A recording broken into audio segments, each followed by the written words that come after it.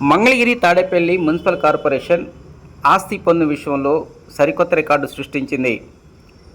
గుంటూరు జిల్లాలోనే కాదు, రాష్ట్రంలో ఉన్నటువంటి 18 మున్సిపల్ కార్పొరేషన్లలో అన్నిటికంటే అధిక మొత్తంలో వసూలు చేసి మొదటి స్థానంలో నిలిచింది.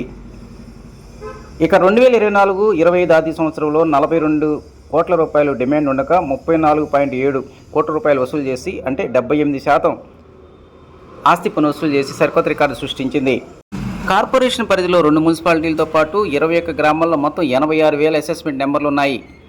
మంగళగిరి తాడేపల్లి మున్సిపల్ కమిషనర్ ఆలీ బాషా ప్రత్యేక చొరవతో పాటు కార్పొరేషన్ సిబ్బంది యొక్క ప్రత్యేక చర్యల వల్లనే ఈసారి రాష్ట్రంలోని అన్ని మున్సిపల్ కార్పొరేషన్ల కంటే మంగళగిరి మున్సిపల్ కార్పొరేషన్ అనేటువంటిది ఆస్తి పన్ను వసూలులో మొదటి స్థానంలో నిలిచిందంటున్నారు అధికారులు.